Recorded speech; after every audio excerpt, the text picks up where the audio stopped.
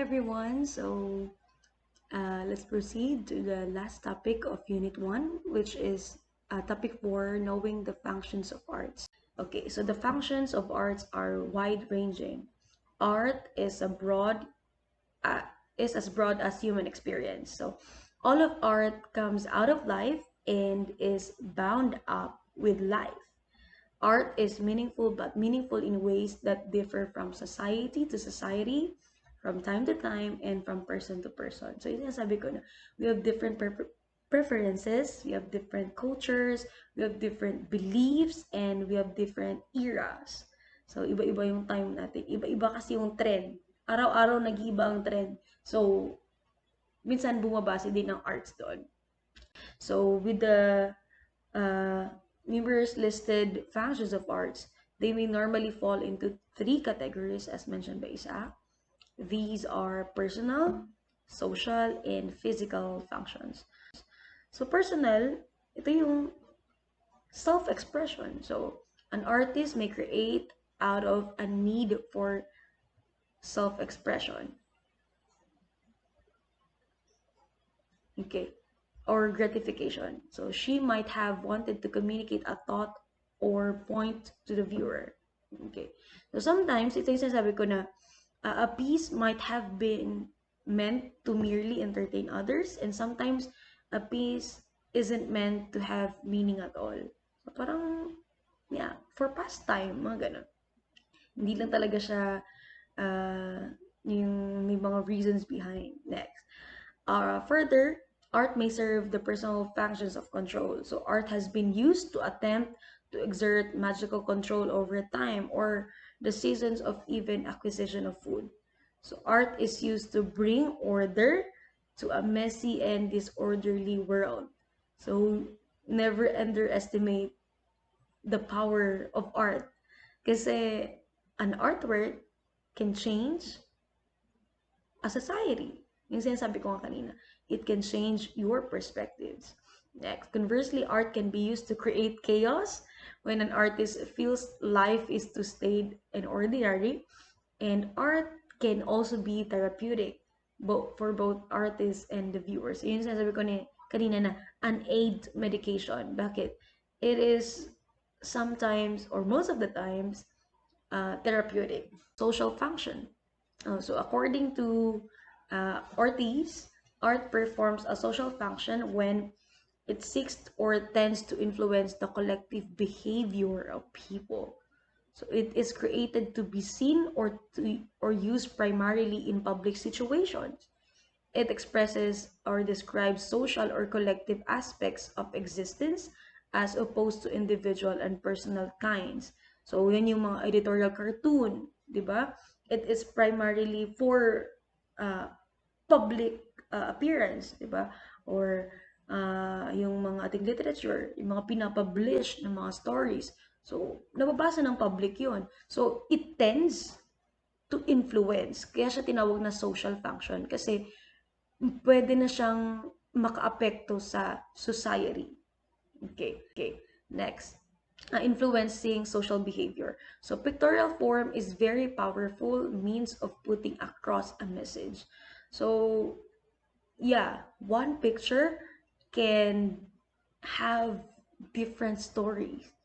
So, maraming ang naluloko sa mga stories eh. Parang, for example, sabi nila na hindi porket Instagrammable life na yung nakikita nila sa mga pinopost mo, it doesn't mean na you have a perfect life. Parang ganun. So, pictorial form is very powerful. Kasi iba-iba yung message na napaparating, iba-ibang judgments din ang napaparating niya. Okay, so paintings, photographs, posters, cartoons have been used to express humanitarian concern as well as ideological or political comment. Yan sinasabi ko kanina. Next, satire. So, satire which puts a people and institutions to ridicule so that they will change. For example, yung mga editorial cartoon na nakakatawa. One example of that is yung pork barrel scam.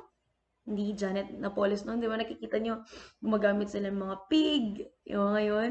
So, it is somewhat to ridicule a person so that they will change. Okay? So, it's effectively communicated in various cartoons and caricatures, yung sinasabi ko kanina.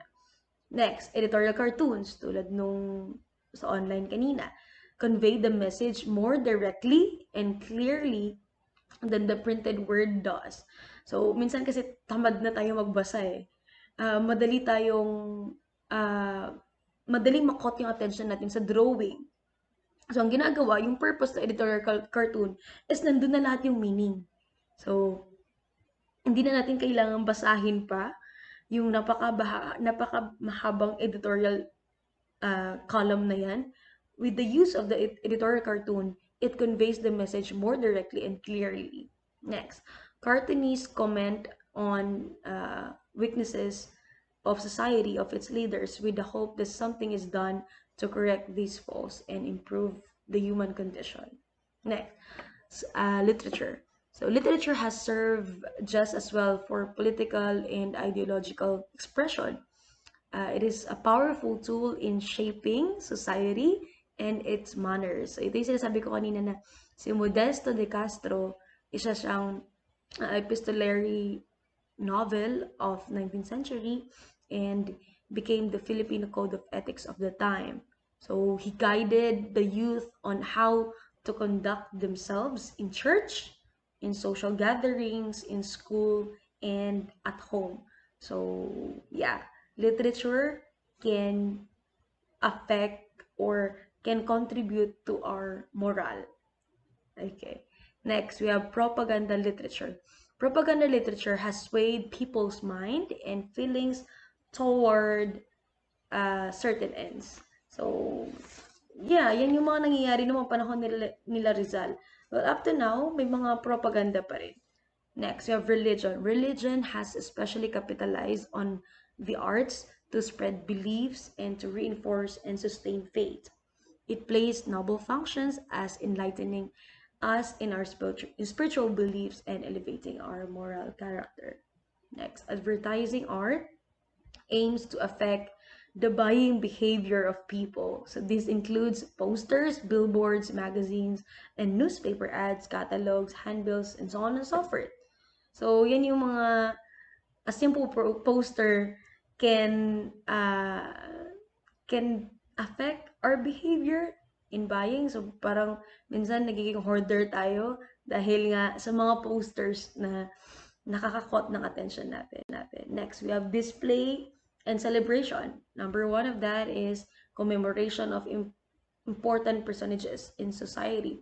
Serves to record important historical events or reveals the ideals of heroism. Yun yung ating mga National Heroes Day, or sa America, yung ginagamit nilang July 4th. Mga ganun. Next, rituals. Rituals have played an important role in people's lives and have influenced the growth of certain arts as well. Okay.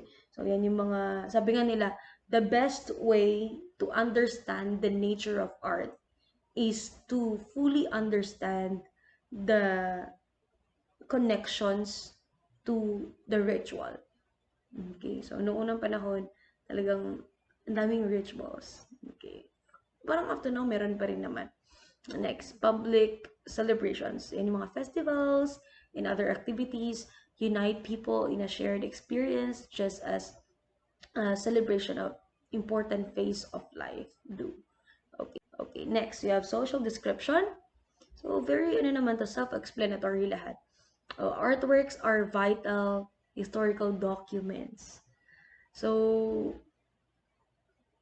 one example of that, artworks and photographs. So, yeah, historical documents yung mga yan. Yun nga sabi nila na collect as many pictures as you can. Kasi one day, you will look back and magugulat ka na lang, ala, ginawa ko pala to. Nangyari pala sa buhay ko to. So, in times na parang akala mo wala kang nararating sa buhay or parang walang kwenta yung buhay mo, through photographs, through pictures, ma-realize mo na ang dami mo na palang napagdaanan, ang dami mo ng events na na-enjoy. So, yeah, it will change your thinking then. Next. tools, weapons, furniture, paintings, statues, stories, and so on and so forth. They reveal how people uh, thought, felt, and lived in a certain historical period. So, yun nga, sabi ko, time affects art, di ba? So, yeah, it reveals kung kailan, anong era siya nangyari. Next, temples, sculptures, epic plays, and even the pottery of ancient Greek tells us so much about the age when man first regarded himself as the measure of all things. Okay, so portraits are also informative. Yeah. Very important din na mga portraits na yan kasi one day, hindi naman tayo forever sa mundo. So, yeah, it will serve as information for us. Next, number 3, physical. So, this one is the easiest to understand. Why? It is the work of art that are created to perform some service that have physical functions. Yung mga ginagamit natin, ito yung practical arts kung tawagin. So, yan yung mga tools and containers. So yeah, so let's move to this one. So take a look at this, the given terms. So reflect why these are categorized this way. So a spoon tool, a card tool, building container, community container, ceramic vase. Yeah, and so note that architecture, any of the crafts, and industrial design are all types of arts that have physical functions. So architecture, yan yung mga houses. Crafts, yan yung mga ceramic vases, containers, building. Crafts are mga baskets, yan. Industrial design, discuss ko na to last time. Okay, so let's move to the last one. Okay, so this one is an example of the function of art. So pag titingnan mo, chair, maganda yung appearance niya. Sabi nga dito, art that has a physical function usually relates to items that can be used for a practical purpose because of their physical structure despite their artistic appeal. So examples include architecture, which can be breathtaking, but still primarily serves as a physical function. So this chair is a good example of physical art. So its design means that it is immediately aesthetically interesting to the eye, but its main function is to be a comfortable chair to sit on. So, ganun ang physical art. Kahit may mga aesthetic purposes siya or maganda siyang pleasing to the eye siya, its main purpose, its physical purpose is to serve as a service or gagamitin natin.